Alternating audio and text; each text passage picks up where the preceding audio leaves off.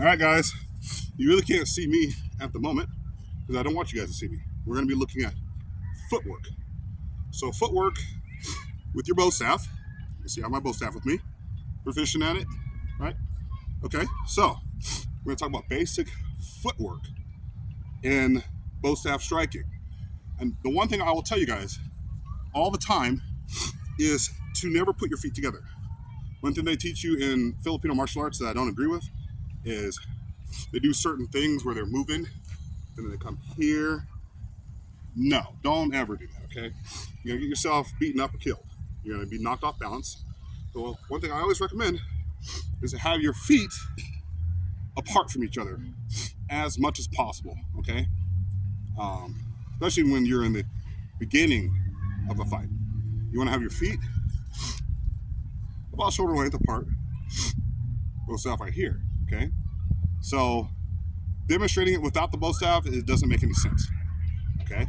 Just practice with your bow staff in your hands. In fact, when I did my laps today, I ran around the entire park for about 3 miles, 3.75 miles today with my bow staff, my hand, and my backpack.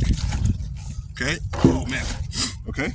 So, once again, with your feet, when I strike, that first strike, I don't really need to move my feet that much unless I'm going in for they're coming at me. But once again, I don't want to attack first, okay? Because in a self-defense situation where the police are involved, or may be involved, or probably will be involved, you don't want to be the person who attacks first, unless they have like a gun or a knife and they're threatening you.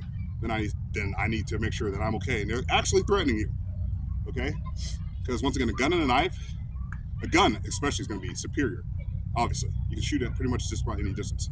With the knife, I have a little bit more leeway, but knife is still almost just as dangerous as with the bow staff, unless I have trained with it proficiently and I know how to fight with single staff style, okay?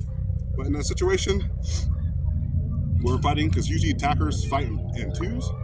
I want to make sure that I am in my ready position, which is this foot right here, okay? So I throw that first strike, right? I got it, okay? Now say another opponent is coming from this direction, coming at me, I'm just stuck, okay? All I did was strike. Once again, I didn't really have to move my feet. But if I want to go that direction, I can't move this foot. So what I'm gonna do is I'm gonna take this foot and move that foot over here. So I'm gonna go over here with the next strike, right? And then if someone's coming from this direction, once again, there's some multiple opponents attacking me. Boom, all I gotta do is just pivot. So from over here, I can pivot to this direction. Once again, someone else is coming from over here, so I can point it, kind of in a different direction. I can move one or two directions. If they're coming straight at me, I can, boom. You may say, oh, you seem like you're off balance.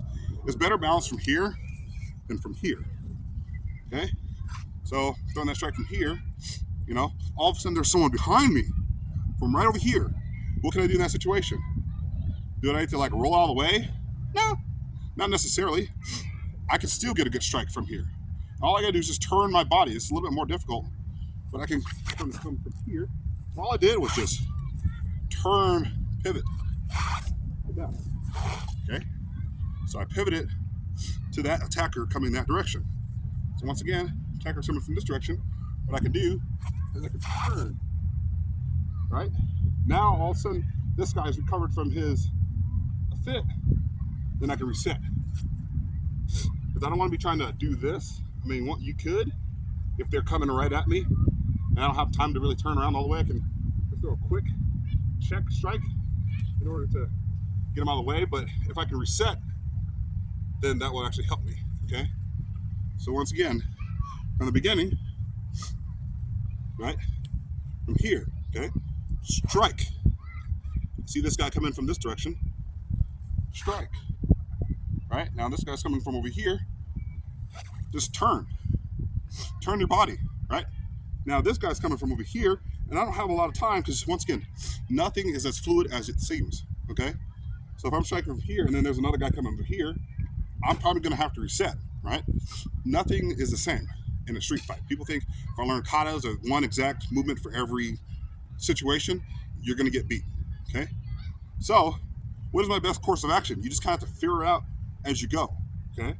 I might have to throw a backward strike. That's not ideal, from here, but it's better than me not throwing a strike at all. So bam, I can pop them right across the face or the jaw, right? And then I can go into other strikes, move with it.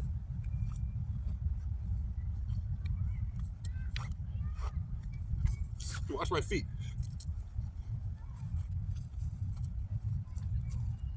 Once again, see, my feet are always spread apart. I don't want my feet like this. Okay? You're gonna be knocked off balance. So you don't want that to happen. So in those situations, you always want your feet to be spread out to a certain degree. Okay, not too far.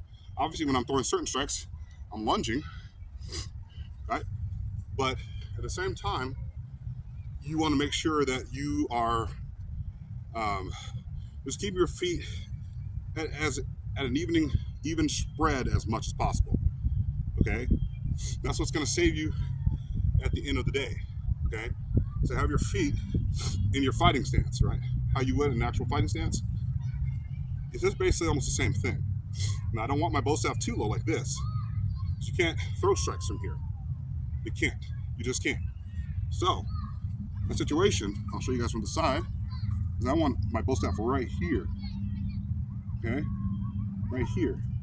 Where I can throw a strike. Okay? So, that's all I got for you guys today. Hope you guys learned something. Peace.